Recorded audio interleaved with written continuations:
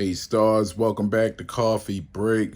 Once again, let me just say this, thank you to all the stars in this universe. To become a star, I need you to subscribe, like, comment, watch the videos, share all the stuff, you know.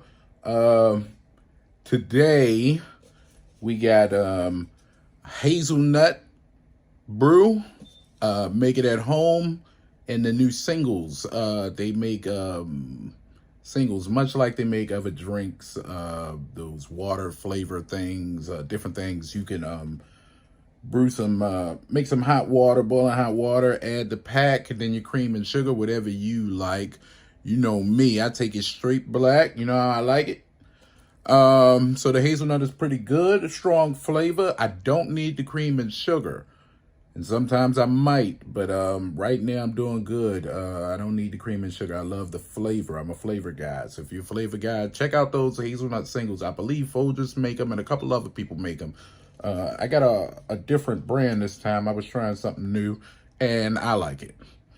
So today's topic, I wanted to talk about jobs because we take coffee break while we're on a job. So I thought specifically about one time I was actually fired. I consider myself a bit of an overachiever as far as jobs. I can go into a job that I've never done before and I just apply myself like we do with everything because we stars and that's what we do. All right, so this job, I worked at a department store. All right, and we're really get into this. The light. So I worked at this department store, big name department store, different sections, a bit of a high end and certainly some deals and things in there as well. And the one thing I really didn't like about my job, besides the hard manual work, was my boss. My boss was very animated. He's one of those guys. And I think he was trying to relate to you, but it just came off very annoying. I started this job working in housewares, the housewares department. And mind you, this is a multi-level mall. So multi-levels to this in-piece department store. I believe they had 3 floors. The top was an attic. The second floor had like bedding and real high-end stuff. Well, not high-end, high-price stuff. Housewares, things of that nature. And then at the bottom was your common things, clothes, shoes, perfume, jewelry, things of that nature. All right. So when I first started there, I worked for a lady and in housewares. And my job was to carry these things, to stock the shelves, to do these things. I was a stock guy. Pick it up, I put it down. I pick it up, I put it down. Make sure I'm careful. And through that job, I was able to make tips. People who do a lot of shopping in those areas have money. And when you help them with their packages, they end up tipping you pretty well, especially during the holidays. So I loved it. And they even gave me a code. My code was 20. I don't know what that corresponds to, but that was me. I was 20. And they would just say 20 to X and X department. I would show up. I would help these people. They would tip me. And it got very lucrative. I even got my brother hired because he was looking for a job. And my god sister hired because she was looking for a job. She ended up working in the front office, which shows where my word went. I was a hard worker. I came in seasonal. They kept me out of everybody they brought in. I built up a reputation in this store. They could depend on me. I would show up when I didn't have to. So I had a pretty good standing. They moved me to this guy. The boss, we're going to call him Wilson. Wilson was very animated and very demanding. They put me with him because I was so good and I was good with the customers. So one time I came into work after working double after double after double. It was near the holidays, summer holidays. So I believe it was 4th of July. And we had a big sale on George Foreman grills. For those who don't remember the George Foreman grills, they were small at first, but they got to be bigger and bigger and bigger. All right, so these grills came in huge boxes, and my job was to move them up to the attic because the big ones didn't really move as fast during the holidays. So we're gonna bring in the little ones, and people will pick them up as they go. Now, I mentioned my boss was animated. Put in your mind the frame of reference of the dad from Sister Sister. I believe his name was Tim Reed. He looked just like this guy, maybe just a little older, a little rougher. Fun-loving Tim Reed. You can't think of anything negative to say about this guy. If I saw him in a role where he was an outrageous guy, I probably couldn't get into it. This guy had this tick where he would, instead of saying, move those 3 rows, he would do this thing where he would say, ping, boom, pow. And he would point to the different rows as he gave them these different sounds, the ping, the boom, the pow. He would point to them, ping, boom, pow. Move those. Get them out of here. Do this, do this. Those are not clear instructions, and I'm an analytical guy, but never mind that. This was getting on my goddamn nerves. I should go back and bleep that. But this was getting on my nerves. And now we got to move these Foreman grills to the attic. Now, when you think of department store, you think escalators, you think elevators, and we certainly had a service elevator, but that didn't go up to the 3rd floor. So you have to manually pick these boxes up one by one and take them up to the top. Now, in a department store, if they wanted to move these things, they got a lot of them. So we talking maybe 100 of these boxes that I got to go up and down the stairs, one at a time. You don't want to break product. You don't want to do all of that. We're going to get into workplace shenanigans again at some other time because that brings to mind some other stories. But I hear this ping, boom, pow.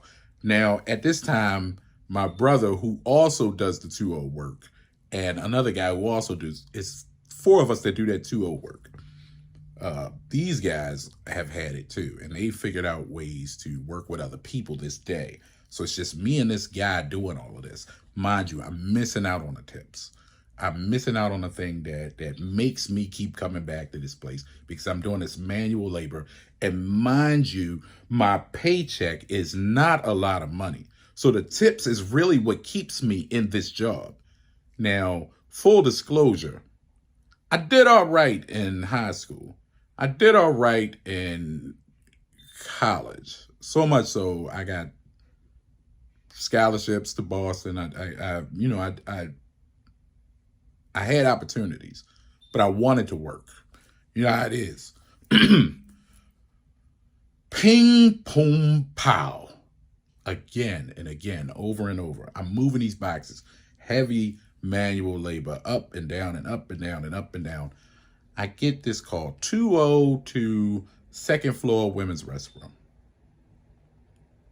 Now, I haven't been answering these calls all day because I've been doing this manual work. They are actively putting out these smaller grills while I'm taking the big ones away. So I got to keep moving all day. Keep moving. Keep moving. Hazelnut. Eventually, they call my name specifically. He's the cleaner. That's what he does. He cleans up the mess. Now, mind you, when they say clean up the mess, it means if there's a problem, I make sure the problem is resolved. I remediate issues. I come down to the 2nd floor and I notice immediately the carpet is wet. I walk towards the restroom area where I assume there's a problem at the cashier stand that's near there. It's not the cashier stand. It's the actual bathroom. Somebody did the old prank where you stuff the toilets and you flush them all at the same time. Grown people doing this because this is the middle of the day, mind you. There's no kids in a department store at this point. And they look at me and there's 2 mops beside the door. Now, mind you, this guy doesn't have a mop and he's jumping in and he needs some assistance. He wants me to clean this up. The cleaning people are standing there. I'm looking at the cleaning people. They're not going to touch it. This is biohazard to them. They're not going to touch this nonsense. I'm like, I don't know what to do. If the cleaning people ain't going to touch it, I'm not going to touch it. They say, look, I need you to do this. At that point, it's like, it's coming to a standoff. But I'm saved by the bell, as it's called. 2-0 needed to housewares. And they actually called my name. I said, I'll be right back. I leave. I go to housewares where some doctor has bought a bunch of crystal bowls and he needs them moved. Now, I could get a dolly. I could move them easy, get them, use the service elevator to get them downstairs and out the door where we could safely put them in their transport and move on with work. So I do that. Hey, I got to do this. It's a big ticket. I got to take care of these people. That bathroom doesn't get clean. What they do is they end up putting cones in front of the door and cones on the floor and closing off that section. Cleaning people are not touching it. Now, I see this as I'm going back and forth with this guy's order, and I'm thinking, so I don't do this. You close off the section. You have other employees. You don't question them or put them on a spot or make them do anything. You shot your shot with me, and that's where it ended. So now I'm offended. I'm not coming back to this nonsense after I'm done. I immediately go back to the manual labor I was doing already, moving these things. I hear the calls again. 2-0 to ladies' restroom, whatever. At this point, a lot of time has gone by. So I go to manager of housewares and I say, hey, I've been here a few hours. I'm going to go take lunch. And I get low. I go to the food court in the mall. I eat my lunch. I actually go to the big restaurant at the end of the mall. I see my brother or my homeboys and have a little dessert or whatever. My time is up. I come back. I immediately go back to my regular duties because at this point, the running back and forth is done. 2-0 to perfume department. And I'm thinking, all right, the guys got this. The guys got this. Well, at this point, the guys are gone.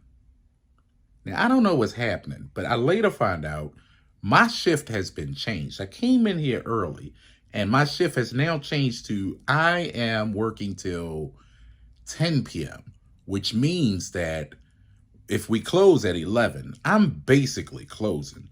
Everything has to get done at the end of the day. And now I'm not only working another double because I came in early and I'm leaving at closing, but these problems still exist. And no one has done anything. Now, it's getting ridiculous. So what I do is I immediately start working on exit strategy. I'm working on the things that need to be done by the end of the day. I'm collecting the different things from the different stations that I do every night to sort them out, to get them ready for the morning shift. I'm doing all of these things. 2-0 to perfume department. 2-0 to eventually it's my name to perfume department. And this time, now they're using my god sister, who I got hired. I mentioned it earlier. Because I'm going to answer for her, no matter what. I get down there, and I see a crowd. And I see what appears to be excrement on the floor in the perfume department.